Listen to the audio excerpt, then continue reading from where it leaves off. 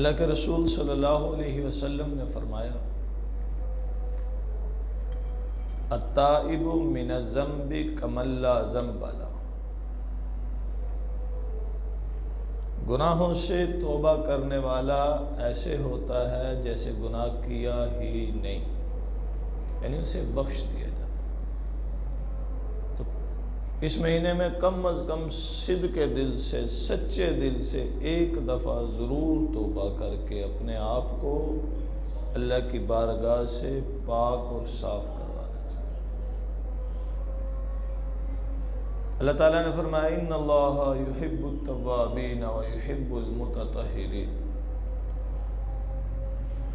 کہ اللہ تعالیٰ توبہ کرنے والوں کو پسند کرتا ہے، پاک رہنے والوں کو پسند کرتا ہے۔ پہلے توبہ کرنے والوں کا ذکر، بعد میں پاک ہونے والوں کا ذکر، اس لیے کہ جب انسان توبہ کرتا ہے تو وہ پاک ہو جاتا ہے۔ تو جب توبہ کرنے کے لیے بارگاہ الہی میں آئے تو بھی اللہ کے پسندیدہ، توبہ کرنے کے بعد جب پاک ہو گئے تو بھی اللہ کے پسندیدہ۔ اور اللہ تعالیٰ سے توبہ کرنے کے لیے، اللہ تعالیٰ سے گناہوں کی معافی طلب کرنے کے لیے اللہ نے کوئی خاص وقت نہیں رکھا۔ جب دل کرے اللہ تعالیٰ کے حضور اپنے آپ کو پیش کر کے معافی طلب کی جا سکتی۔ کوئی یہ نہیں کہہ سکتا جی میں تو فارغ ہی مغرب ٹائم تھا تو میں اس ٹائم کیسے توبہ کرتا، یا مجھے جو فراغت کا وقت ملا وہ ایسا تھا کہ اس وقت توبہ نہیں کر سکتا تھا۔ نہیں، لا تأخذہ سنۃ ولا نوم، یہ 24 گھنٹے آپ کے لیے اللہ کا دربار کھلا ہے، تاکہ کل کوئی یہ نہ کہے او جی میں آیا تھا لیکن وہ بند تھا سلسلہ۔ نہیں، لا تأخذہ سنۃ ولا نوم، نہ وہ سوتا ہے نہ اسے اونگ آتی ہے، وہ ہمہ وقت متوجہ ہے۔ بندہ ہی توجہ نہیں کرتا، وہ تو بندے کی طرف متوجہ، وہ تو خود کہتا ہے قل یا عبادی الذین اسرفوا علی انفسہم لا تقنطوا من رحمت اللہ۔ وحشی کہنے لگا میں بڑا گناہگار ہوں، وحشی بن حرب حضور کے چچا کا قاتل، میں بڑا گناہگار ہوں، میں مشرک ہوں، میں نے قتل کیے، میں نے یہ گناہ کیا وہ گناہ کیا، میری معافی نہیں ہوگی۔ اللہ نے جواب میں فرمایا قل یا عبادی الذین اسرفوا علی انفسہم، اے نبی آپ بتا دیجئے میرے بندوں کو، یا عبادی الذین اسرفوا علی انفسہم، جنہوں نے اپنی جانوں کے اوپر ظلم کیے ہیں، لا تقنطوا من رحمت اللہ، اللہ کی رحمت سے مایوس نہ ہوں، اللہ کی رحمت سے نا امید نہ ہوں، وہ ایسے ایسے گناہگاروں کو بھی بخش دیتا ہے۔ بندہ اللہ کی طرف متوجہ نہیں ہوتا، وہ تو بندے کی طرف متوجہ ہے۔ بندہ اللہ کی طرف بڑھتا نہیں ہے، وہ تو بندے کی راہ تک رہا ہے۔ بندہ جانے میں تاخیر کرتا ہے، وہ معاف کرنے میں تاخیر نہیں کرتا۔ بندہ سچی لگن سے، تڑپ سے، چاہت سے جب معافی مانگتا ہے تو وہ محروم نہیں بھیجتا، وہ تو سب سے پیار کرنے والی ذات ہے۔ دو نوجوان آپس میں بحث کر رہے ہیں کہ اللہ کس سے زیادہ پیار کرتا ہے، گناہگار سے یا نیکوکار سے؟ اللہ کو کس سے زیادہ پیار ہوتا ہے، نیک آدمی سے یا بد آدمی سے؟ اپنے اپنے دلائل دے رہے ہیں۔ ایک بزرگ گزرے، پوچھنے لگے ہمارا ایک مسئلہ تو حل کرتے جائیں۔ جی کیا ہے؟ بتائیں کہ اللہ کو کس سے زیادہ پیار ہے، نیک آدمی سے یا بد آدمی سے؟ اس بزرگ نے کہا یار میں اور تو کچھ نہیں جانتا، میں کاریگر ہوں، محنت مزدوری کرنے والا ہوں، میں جب کپڑا بناتا ہوں نا اس میں تانا بانا ملاتا ہوں، تو اگر کہیں کوئی تار ٹوٹ جائے، کوئی دھاگا ٹوٹ جائے تو میں اس پر گرہ لگانے کے بعد پھر اس پر نظر رکھتا ہوں کہ کہیں دوبارہ وہ ٹوٹتا تو نہیں. وہ جہاں گرا لگی ہوتی ہے نا وہاں میری نظر خاص رہتی ہے کہ کہیں وہ پھنس نہ جائے, کہیں وہ دوسرے دھاگے کو خراب تو نہیں کر رہا, یا کہیں وہ دوبارہ نقصان کا سبب تو نہیں بن رہا. معلوم ہوا کہ جو گناہگار ہوتا ہے نا اس پر اللہ کی خصوصی نظر ہوتی ہے. اللہ تعالیٰ ایسے بندے کو تک رہا ہوتا ہے کہ یہ میرا بندہ مجھ سے توبہ کر لیتا ہے تو کہیں دوبارہ تو نہیں یہ گناہوں کی دلدل میں جا رہا, توبہ کر لیے, کہیں دوبارہ تو نہیں اسے گناہ اپنی طرف کھینچ رہے, توبہ کر لیے, کہیں دوبارہ تو نہیں یہ ٹوٹنے والا. تو اللہ اپنے بندے پر متوجہ رہتا ہے. بندہ خالق سے توجہ ہٹا لے, یہ اس کی غفلت, یہ اس کی سستی, یہ اس کی کوتاہی, لیکن وہ تو اپنی رحمت کے دریا بہائے کھڑا ہے کہ آؤ مجھ سے مانگو میں معاف کروں گا. وہ گناہگار کے گناہوں کو نہیں دیکھتا کہ اس کے گناہ زیادہ ہیں, بلکہ وہ گناہگار کی توبہ کے الفاظ کو دیکھتا ہے کہ اس میں کتنی تڑپ ہے. بڑی اہم بات عرض کر رہا ہوں, وہ گناہگار کے گناہوں کی حد نہیں دیکھتا, وہ گناہگار کے توبہ کے الفاظ کو دیکھتا ہے کہ ان میں کتنی تڑپ ہے. تڑپ سے دو جملے بھی اللہ کی بارگاہ میں معافی کے پیش کیے جائیں نا تو ساری زندگی کے گناہوں کو بہا لے جاتے ہیں. اور اگر تڑپ سے, سچائی سے, لگن سے توبہ نہ کرے, گھنٹہ پورا مانگتا رہے تو 2 دن کے گناہ بھی معاف نہیں ہوتے. تڑپ, دل سے اللہ کی طرف متوجہ ہونا ہے. بنی اسرائیل کا ایک شخص تھا, بڑا گناہگار, ساری زندگی گناہوں میں گزاری. موت جب قریب آئی تو علاقے والوں نے, شہر والوں نے اسے نکال دیا اپنی بستی سے, شہر سے, علاقے سے, جنگل میں پھینک دیا, دفع ہو جاؤ. ساری زندگی اللہ کی نافرمانی میں گزاری ہے. اب اس حال میں ہمارے اندر مر کے ہمیں بھی اپنے گناہوں کی نحوست میں شامل نہ کرو. نکال دیا, وہ جنگل میں چلا گیا. اب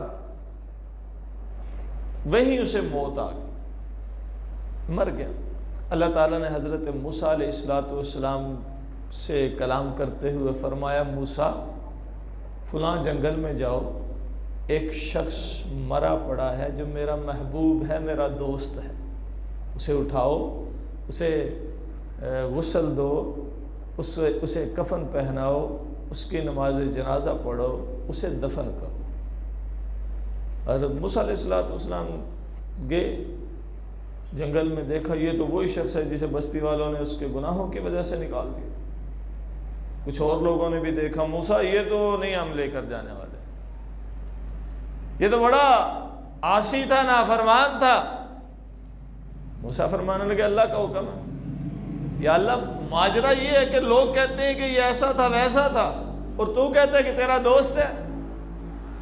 موسیٰ صرف اتنی بات نہیں, بستی میں, شہر میں اعلان کر دو کہ جو اس کی نماز جنازہ میں شرکت کرے گا اللہ اسے بھی بخش دے گا. یا اللہ ماجرا کیا ہے؟ موسیٰ اس نے سچے دل سے توبہ کی تھی اور میں نے اسے معاف کر دیا. سچے دل سے توبہ کی تھی. اللہ توبہ کرنے والوں کو معاف کرتا ہے.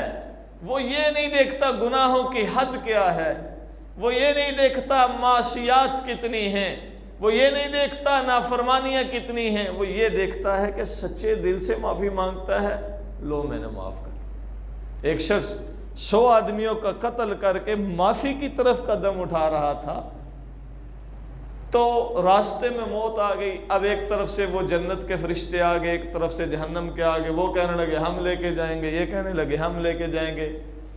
یا اللہ اب کیا کیا جائے؟ اللہ نے فرمایا دیکھو اگر تو وہ معافی مانگنے جا رہا تھا, جس جگہ پہ جا رہا تھا وہ جگہ قریب ہے تو اسے معاف کرتے ہوئے جنت میں لے جاؤ, اور اگر یہ جہاں قتل کر کے آیا تھا وہ جگہ قریب ہے تو اسے قاتلوں میں شمار کر کے جہنم میں لے جاؤ.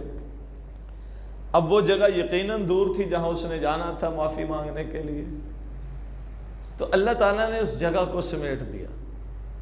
100 آدمیوں کا قاتل, لیکن جہاں معافی مانگنے جا رہا ہے اس جگہ کو قریب ترین کر دیا. یا اللہ ایسا کیوں؟ اللہ فرمائے آیا تو میری طرف تھا نا، اب میرا کام بنتا ہے کہ میں اس کے قریب ہو جاؤں. تو اللہ بندوں کو معاف کرتا ہے. عزیزان من، اللہ تعالیٰ کی طرف توجہ کرنے میں ہم کوتاہی کرتے ہیں، ہم غفلت کرتے ہیں، ہماری سستی ہو جاتی ہے، لیکن وہ ہر لمحے بندے کو تک رہا ہے. وہ ایک ایک بندے کا منتظر ہے، وہ ایک ایک بندے کی طرف توجہ کیے ہوئے ہے اور ایک ایک بندے کی توجہ چاہتا ہے. حضرت عمر فاروق رضی اللہ تعالی عنہ کے زمانے میں ایک شخص تھا، وہ گانے گایا کرتا تھا، گلوکار تھا.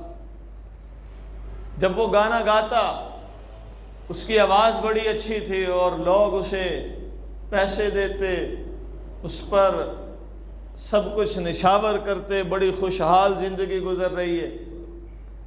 لیکن آواز صدا کی نہیں ہوا کرتی، جوانی صدا کی نہیں ہوا کرتی. یہ رنگ روپ وقت کے ساتھ بدل جاتے ہیں.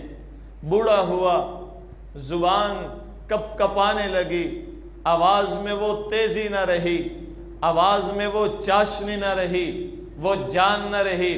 اب گانا گاتا تو ہے لیکن پہلے کی طرح کشش نہیں ہے، لوگ سنتے نہیں ہیں. چوکوں میں کھڑے ہو کے اپنا گٹار لیے گلا پھاڑ رہا ہے، کوئی آ کر اسے ایک پائی تک دینے کو تیار نہیں ہے. تھک ہار کر کئی دن گزرے، تھک ہار کر قبرستان میں چلا گیا اور جا کر قبر میں ایک خالی جگہ دیکھ کر کے لیٹ گیا اور کہنے لگا یا اللہ جب جوان تھا، خوبصورت آواز تھی، لوگ مجھے سنتے تھے، مجھے پیسے دیتے تھے، کپڑا دیتے تھے، رہنے کو جگہ دیتے تھے. جب تک آواز رہی ان لوگوں کی وفائیں رہیں، جب تک آواز رہی لوگوں کی محبتیں رہیں، جب تک آواز رہی لوگ میری طرف متوجہ رہے. آج میری آواز نہیں رہی، آج میرے پاس وہ سر تال نہیں ہے، آج میرے پاس وہ کمال نہیں ہے، تو لوگ مجھے چھوڑ گئے ہیں. لیکن اے رب محمد، میں سنا ہے کہ تو لوگوں سے پیار کرتا ہے. آج میں تجھے گانا سناتا ہوں، مجھے کھانا بھی تو کھلا دے. آج میں تجھے گانا سناتا ہوں، میرے رہنے کا انتظام بھی تو فرما دے. یوں قبرستان میں ایک خالی قبر میں پڑا ہوا اللہ سے کلام کر رہا ہے، اللہ کی طرف متوجہ ہو کر اللہ سے باتیں کر رہا ہے، اللہ سے گفتگو کر رہا ہے.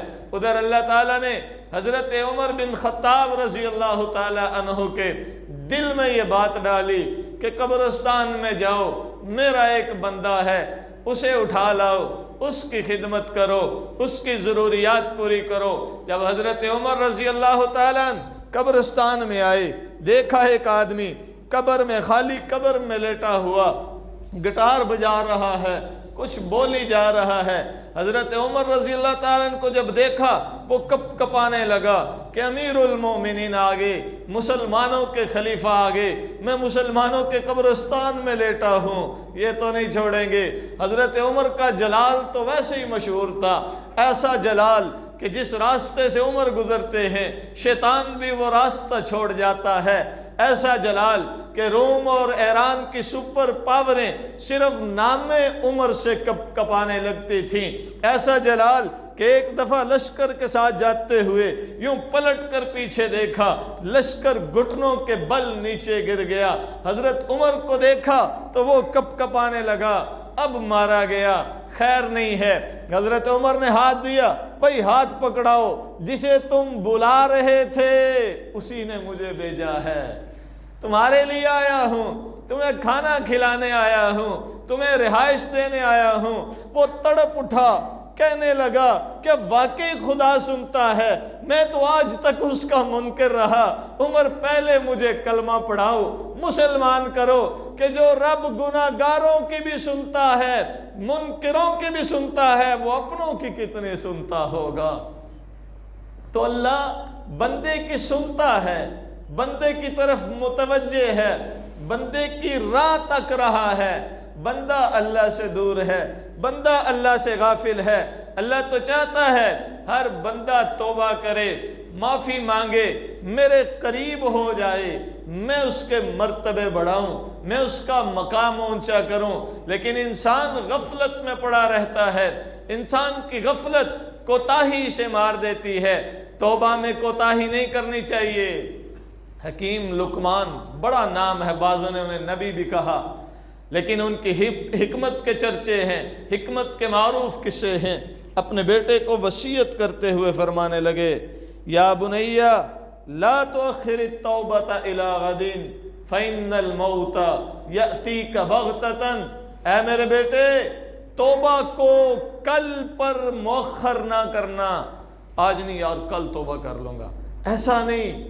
جب موقع ملتا ہے تبھی توبہ کر لو، اللہ سے معافی مانگنے میں دیر نہ لگانا، اس لیے کہ فَإِنَّ الْمَوْتَ يَأْتِيكَ بَغْتَةً، موت بتا کے نہیں آتی کہ میں کل آؤں گی تجھے توبہ کا موقع اور مہلت مل جائے گی، نہیں نہیں نہیں نہیں، موت کا کوئی پتہ نہیں ہے، موت کا کوئی پتہ نہیں ہے۔ یہاں سے باہر نکلے معلوم نہیں باہر بھی نکلتے ہیں کہ نہیں، یہیں بیٹھے بیٹھے مر جائیں۔ تو جب جب موقع ملتا ہے اللہ سے توبہ کرتے رہو، معافی مانگتے رہو، تاکہ یہاں سے جاؤ تو تمہارے ساتھ گناہ نہ جائیں۔ توبہ کرو گے وہ معاف کر دے گا، جب وہ معاف کر دے گا موت نہ جانے کب آ جائے۔ تو جب بھی موت آئے تم گناہوں سے پاک ہو، کیونکہ جب موت کا دروازہ کھلتا ہے نا، موت کا فرشتہ سامنے دکھتا ہے تو پھر توبہ یاد آتی ہے، لیکن تب وقت نہیں رہتا۔ جب موت کا دروازہ کھل جائے تو توبہ کا دروازہ بند ہو جاتا ہے، جب موت کا دروازہ کھلتا ہے توبہ کا بند ہو جاتا ہے، پھر توبہ قبول نہیں ہے۔ یوں تو فرعون نے بھی کہا تھا، آمنت برب موسیٰ و ہارون، میں موسیٰ اور ہارون کے رب پر ایمان لایا، لیکن کب؟ جب سمندر نے اسے پٹخ پٹخ کے مارا تھا، جب اس نے موت کو سامنے دیکھا تو خدائی کا دعوے دار کہنے لگا، میں خدا موسیٰ کے خدا پر، ہارون کے خدا پر ایمان لاتا ہوں، لیکن تب موت کا دروازہ کھل چکا تھا۔ تو عزیزان من، حکیم لقمان بیٹے کو یہ وصیت کرتے ہیں کہ میرے بیٹے توبہ کو مؤخر نہ کرنا، جب جب موقع ملے توبہ کر لینا۔ ہمارے نبی معظم، نبی مکرم، شفیع اعظم، خاتم الانبیاء صلی اللہ علیہ وسلم، جن کے دامن میں کمی کسی چیز کی نہیں ہے، جن کے لیے کائنات تخلیق کی گئی ہے، جن کے لیے یہ سارا نظام سجایا گیا ہے، جن کی نیکیوں کا کوئی حساب نہیں ہے، ارے جن کے امتیوں کی نیکیوں کا حساب کوئی نہیں ہے، کہ ابو بکر کی نیکیاں آسمان کے ستاروں سے زیادہ، عمر کی نیکیاں آسمان کے ستاروں جتنیاں، وہ خود نبی کی نیکیاں کتنی ہوں گی، لیکن وہ نبی فرماتے ہیں، خاتم الانبیاء فرماتے ہیں کہ میں بھی دن میں 100 بار توبہ کرتا ہوں، میں بھی دن میں 100 بار، جو معصوم ہیں، معصوم عن الخطا۔ میرے اور آپ کے لیے اصول ہے کل بنی آدم خطا، کہ بنی آدم کی ساری اولاد خطا وار ہے، امکان خطا باقی ہے۔ خیر الخطائین التوابون، بہترین وہ ہیں جو اپنی خطاؤں اور غلطیوں پر توبہ کرتے ہیں، یہ میرے اور آپ کے لیے ہے۔ لیکن الانبیاء معصومین، انبیاء تو معصوم ہیں، انبیاء گناہوں سے پاک ہیں، پھر نبی الانبیاء ان کی عصمت کا عالم کیا ہوگا۔ لیکن وہ بھی فرماتے ہیں میں دن میں 100 بار توبہ کرتا ہوں۔ تو ہمیں کتنی بار کرنی چاہیے؟ پھر ہمارا تو دھیان ہی اللہ کی طرف رہنا چاہیے، ہماری تو توجہ ہی خالق کی طرف رہنی چاہیے، کہ معلوم نہیں کہاں کہاں پکڑے جائیں، معلوم نہیں کون کون سی غلطیاں کر بیٹھیں، بلکہ ہم تو اتنے گناہوں کی دلدل میں دسے ہوئے ہیں کہ ہمیں خود بھی اندازہ نہیں ہے۔ اس لیے اپنے رب کے یہاں ضرور توبہ کیجئے، رب کی طرف توجہ کیجئے۔ کہتے ہیں جی اتنے گناہ ہیں، اتنے گناہ ہے، پتہ نہیں معافی بھی ہوگی کہ نہیں ہوگی۔ نہیں، امید رکھنی ہے۔ میں نے عرض کیا ساری زندگی کے گناہ ہوں، ساری زندگی نافرمانیوں میں گزاری ہو، سچے دل سے لگن سے 2 جملے اللہ کی بارگاہ میں توبہ کے کہہ دیں تو وہ معاف کر دیتا ہے۔ ارے وہ تو ان کو بھی معاف کرتا ہے جنہوں نے لگن سے سچے دل سے اسے نہیں پکارا ہوتا۔ ایک بت خانے میں ایک آدمی اپنے بتوں کو پکار رہا ہے، یا صنم کی پکار بلند کیے جا رہا ہے۔ زندگی گزر گئی ان بتوں کو پکارتے ہوئے، 60 سے 70 سال کا ہو گیا، اور یا صنم، اے بت کی صدا بلند کر رہا ہے۔ ایک دن زبان پھسلی، صنم کی بجائے زبان سے صمد نکل گیا۔ یا صمد، اے بے نیاز ذات۔ جب یا صنم کے بجائے یا صمد نکلا تو رب کی جانب سے پکار آئی، لبیک یا عبدی، اے میرے بندے بول کیا چاہیے، میں حاضر ہوں۔ وہ بڑا حیران ہوا کہ ان بتوں کو 60-70 سال سے پکار رہا ہوں، انہوں نے کبھی جواب نہیں دیا۔ آج اس خدا کا نام زبان پھسلنے پر نکل گیا جسے میں نے کبھی مانا تک نہیں ہے، لیکن وہ فوراً میری پکار پر لبیک کہہ رہا ہے۔ یقیناً وہی خدا ہے۔ بتوں کو پاش کر دیا اور اسی کے سامنے جبین نیاز جھکانے لگا۔ رب نے یہ نہیں دیکھا کہ 70 سال تک میری نافرمانی کرتا رہا، یہ نہیں دیکھا 70 سال میرا باغی رہا، یہ نہیں دیکھا کہ 70 سال سے میری طرف کبھی نہیں آیا، یہ بھی نہیں دیکھا کہ آج بھی اس نے مجھے نہیں پکارا، زبان پھسلی ہے، بلکہ یہ دیکھا کہ نام تو میرا ہے، صدا تو میری ہے، پکار تو میرے لیے ہے۔ تو رب نے فوراً لبیک یا عبدی کی صدا بلند کی۔ تو عزیزان من، وہ تو اپنے بندوں سے بے انتہا پیار کرتا ہے۔ یہ اللہ کی مخلوق ہے اور اللہ کے علاوہ اس کا خالق کوئی نہیں ہے، بت بنانے والے نہیں ہیں، یہ خود ساختہ خدا حقیقت میں خدا نہیں ہے، خالق نہیں ہے، معبود نہیں ہے۔ ارے جن کو ہم بناتے ہیں بھلا وہ خدا کیوں کر ہو سکتے ہیں؟ تو وہ جو حقیقی خالق ہے نا، اسے اپنی مخلوق سے بڑا پیار ہے۔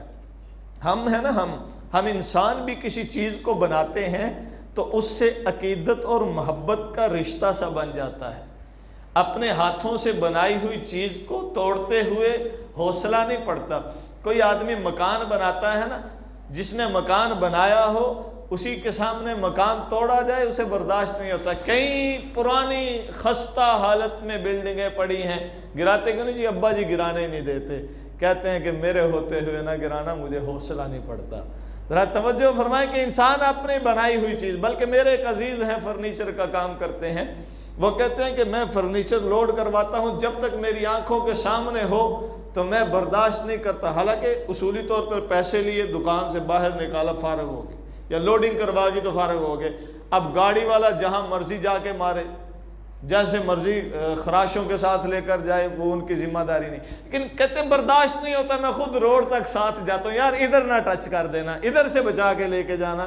بھائی تم کیوں کرتے؟ یار دکھ ہوتا ہے، ہم نے اتنی محنت سے بنایا ہو، یہ خراشیں لگا کے لے جائے تو ہمیں تکلیف پہنچتی ہے۔ ذرا توجہ فرمائیں کہ جب انسان اپنی بنائی ہوئی چیز کو تکلیف پہنچنے پر، خراش آنے پر، نقصان پہنچنے پر تڑپ اٹھتا ہے، تو جس خالق نے جس مخلوق کو اشرف المخلوقات بنایا، تمام مخلوقات پر شرف بخشا، تمام مخلوقات پر برتری بخشی، تمام مخلوقات پر فضیلت بخشی، جسے احسن الخالقین کہا، جس کے حسن کی قسمیں کھائیں، بھلا اس مخلوق کو وہ تکلیف پہنچتے ہوئے برداشت کیسے کر سکتا ہے؟ اسے دکھ ہوتا ہے۔ جب حضرت موسیٰ علیہ السلام کے مقابلے میں قارون نے بغاوت کی، انکاری ہوا اور کہنے لگا میں آپ کی بات کو تسلیم نہیں کرتا، تو اللہ تعالیٰ نے حضرت موسیٰ علیہ السلام کو قارون پر اختیار دیا، موسیٰ تم اس کے ساتھ جو چاہو کرتے رہو، تمہیں اختیار ہے۔ توجہ کرنا ہے، اختیار ہے۔ حضرت موسیٰ علیہ السلام نے زمین کو حکم دیا قارون کو نگل لے۔ اب زمین قارون کو نگلتی جا رہی ہے اور قارون تڑپ رہا ہے۔ موسیٰ چھوڑ دو، آئندہ نافرمانی نہیں کروں گا، موسیٰ بخش دو، آئندہ تمہاری بات کا رد نہیں کروں گا، موسیٰ جانے دو، جیسے کہو گے میں کروں گا۔ موسیٰ فرماتے ہیں نگل جا، نگل جا، نگل جا۔ زمین قارون کو نگلتی جا رہی ہے، وہ معافی تلافی کر رہا ہے، وہ التجائیں کر رہا ہے، درخواست پیش کر رہا ہے، لیکن موسیٰ معاف نہیں کرتے۔ جب زمین نے نگل لیا نا، اللہ نے اختیار دیا تھا نا، اپنے نبی کی بھی تو لاج رکھتا ہے مولا۔ جب قارون کو زمین نے نگل لیا تو اللہ نے فرمایا موسیٰ، قارون نے تجھ سے اتنی معافیاں مانگی، تو نے پھر بھی نہیں معاف کیا۔ یا اللہ وہ جھوٹ بول رہا تھا، وہ بڑا سخت دل تھا، وہ ایسا تھا ویسا تھا۔ موسیٰ اللہ اکبر، اللہ نے کیا فرمایا؟ موسیٰ قارون تجھ سے اتنی معافیاں مانگتا رہا، تو نے معاف نہیں کیا۔ وہ ایک بار کہہ دیتا نا یا اللہ مجھے معاف کر دے، تو میں نے اسے زمین سے نکال لینا تھا۔ میرے سامنے میری پروڈکٹ کو تو زمین دوز کرتا رہا، زمین کو حکم دیتا رہا نگل جا، اور میں برداشت کرتا رہا۔ یہ میری بنائی ہوئی مخلوق ہے۔ اللہ تعالیٰ کو اپنی مخلوق سے بڑا پیار ہے۔ عزیزان من، مخلوق خالق کی طرف متوجہ نہیں ہے، لیکن خالق مخلوق کی طرف متوجہ ہے۔ وہ چاہتا ہے میرا بندہ آئے، مجھ سے توبہ کرے، مجھ سے معافی مانگے، میں اسے گناہوں سے پاک کر دوں، گناہوں سے صاف کر دوں، اس کو بالکل ایسا بنا دوں جیسے ماں کے پیٹ سے جنم لینے والا ہے۔ اسی لیے فرمایا التائب من الذنب کمن لا ذنب لہ، جس نے سچے دل سے توبہ کی اور توبہ کر کے بارگاہ الہی سے اٹھا تو وہ ایسے ہوگا جیسے کبھی اس نے گناہ کیا ہی نہیں۔ تو آئیے بارگاہ الہی میں توبہ کریں اور اس کو معمول بنائیں۔ توبہ صرف ایک دن کے لیے نہیں ہوتی، توبہ صرف ایک وقت کے لیے نہیں ہوتی، ہر وقت کے لیے ہے، ہر دن کے لیے ہے۔ جب جب موقع ملے اللہ کی طرف توجہ فرمائیں۔ بلکہ ایک حدیث کا مفہوم ہے کہ گناہ کے پیچھے توبہ کو لازم پکڑو۔ کیا مطلب؟ غلطیاں تو ہوتی ہیں نا، کل بنی آدم خطاء کے اصول کے تحت انسان سے خطا کا امکان ہے، کبھی بھی اس سے غلطی ہو سکتی ہے، زبان پھسل سکتی ہے، دوسرے کو تکلیف پہنچ جائے، ہاتھ اٹھ سکتا ہے، دوسرے کو تکلیف پہنچ جائے، کوئی ایسا معاملہ ہو سکتا ہے جس سے دوسرے کا حق مارا جا سکتا ہو، یا اللہ تعالیٰ کے حکم کی نافرمانی ہو سکتی ہے، یا رسول اللہ صلی اللہ علیہ وسلم کے حکم کو توڑا جا سکتا ہے، تو امکان خطا باقی ہے۔ تو خطا کے بعد، گناہ کے بعد توبہ کو لازم پکڑو، فوراً اللہ کے حضور معافی مانگو۔ اگر کسی کا حق مارا ہے اس کا ازالہ کرو، اگر اللہ کا حکم توڑا ہے اللہ کی طرف متوجہ ہو جاؤ، اگر شریعت کے خلاف کام کر دیا ہے تو اللہ کی بارگاہ میں گڑ گڑاؤ، اللہ سے معافی مانگو، فوراً اللہ کی طرف رجوع کرو۔ یہ توبہ کی توفیق کا مل جانا، توبہ کی توفیق کا مل جانا، یہ اس بات کی علامت ہے کہ اللہ کے یہاں ہماری قبولیت ہے۔ اور جسے توفیق توبہ نہیں ملتی، یہ اس بات کا مطلب ہے کہ اللہ نے اسے اپنی بارگاہ میں رد کیا ہوا ہے، اسے دور کیا ہوا ہے۔ تو اللہ توفیق توبہ دیتا رہے، گناہوں سے بچائے بھی، لیکن اگر گناہ ہو تو توبہ کو لازم پکڑیں اور اللہ تعالیٰ سے امید رکھیں کہ وہ اللہ ہمارے گناہوں کو معاف کرنے والا ہے۔ وہ بڑا غفور الرحیم ہے، بڑا مہربان ہے، اور اپنے بندوں پر اس کی مہربانیوں اور شفقتوں کی کوئی حد نہیں ہے۔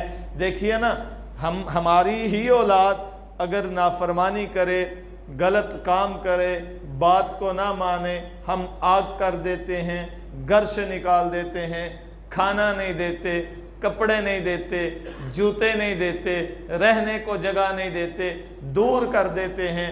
جو فرما بردار بیٹا ہو، نیک ہو، سب کچھ اس پر نچھاور کرتے ہیں، لیکن اللہ یہ تمیز نہیں کرتا۔ وہ جو گناہگار ہے اسے بھی دیتا ہے، یہ کھانے کو بھی دے رہا ہے، اس کو زندگی بھی دے رہا ہے، صحت بھی دے رہا ہے، یہ سب عنایتیں اس کی سب پر یکساں ہیں۔ کیوں؟ اس لیے کہ اسے سب سے پیار ہے، اور وہ آخری وقت تک بندے کی راہ تک رہا ہے کہ یہ کبھی تو میری طرف آئے۔ تو بندے کو چاہیے کہ اپنے خالق کو پہچانے، مالک کو پہچانے اور اس کی طرف رجوع کرے، اس کے ساتھ اپنا تعلق مضبوط کرے۔ اللہ تعالیٰ سمجھنے عمل کرنے کی